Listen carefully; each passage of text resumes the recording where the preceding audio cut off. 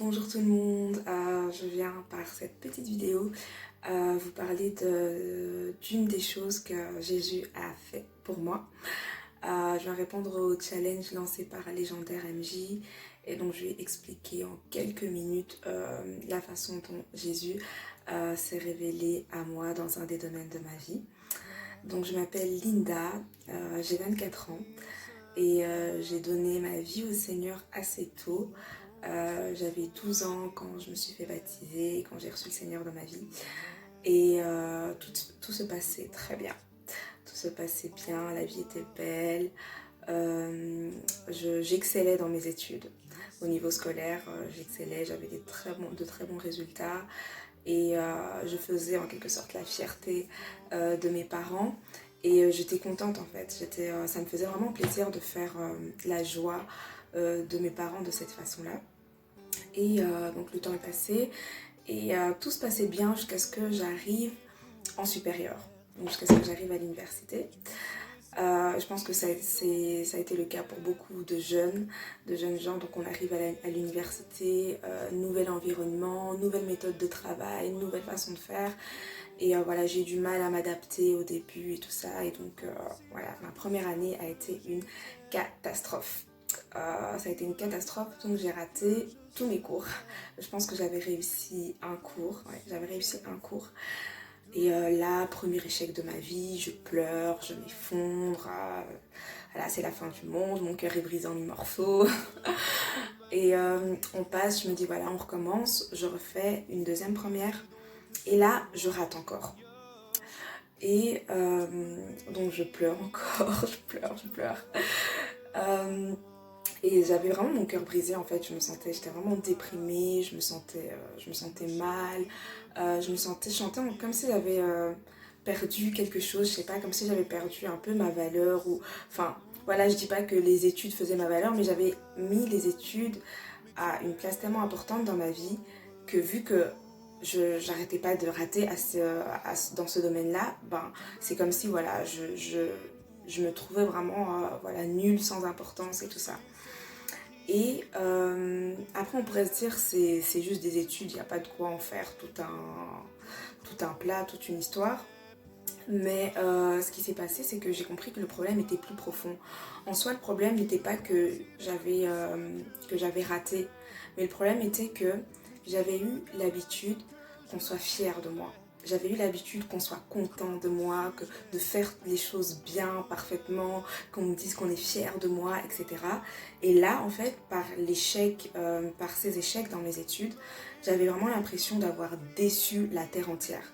J'avais l'impression d'avoir déçu ceux qui croyaient en moi, j'avais l'impression d'avoir déçu mes parents, ma maman. Et je me sentais perdre ma valeur en fait. Et comme j'avais été habituée à recevoir l'approbation de tout le monde, à avoir les acclamations de tout le monde, qu'on soit fier de moi, ben, c'est ça qui me faisait mal.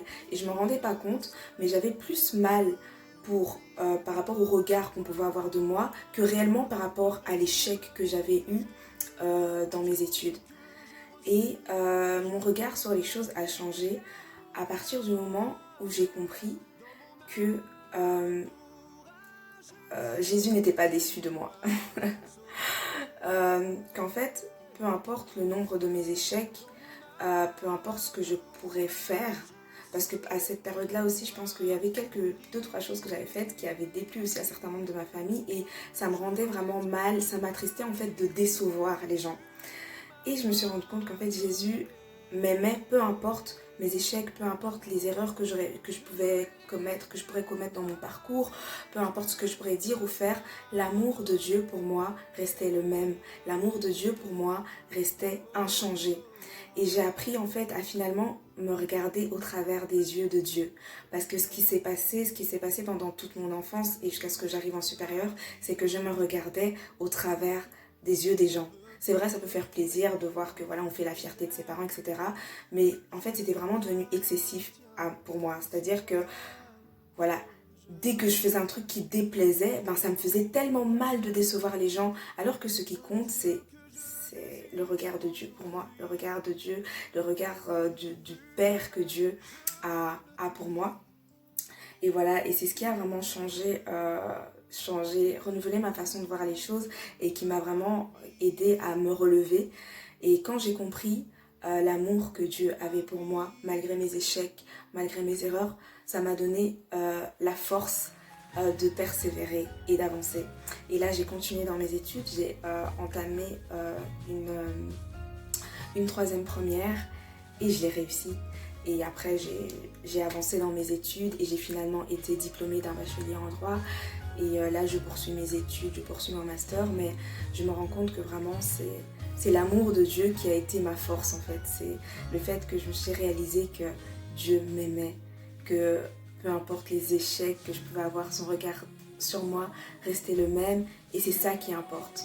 C'est vraiment ça qui importe et voilà, en ces temps compliqués, j'aimerais encourager quelqu'un, j'aimerais encourager peut-être, il y a beaucoup d'étudiants qui sont peut-être dans des doutes et qui ont peut-être, voilà, on a peut-être parfois l'impression d'avoir déçu la terre entière, mais Dieu nous aime. Dieu nous aime, peu importe le nombre de nos échecs. Dieu nous aime. Et ce qui importe, c'est pas le regard que le monde peut avoir sur toi. Ce qui importe, c'est pas le regard que les hommes peuvent avoir sur toi. Ce qui importe, c'est le regard de Dieu sur toi. Et Dieu dit que son amour pour toi reste le même. Et voilà, j'aimerais juste te rappeler que Jésus t'aime. Peu importe ce que tu peux faire, peu importe les personnes que tu pourrais décevoir. L'amour de Dieu pour toi reste le même, alors persévère, avance, crois en lui et fais-lui confiance. Jésus t'aime, que Dieu te bénisse.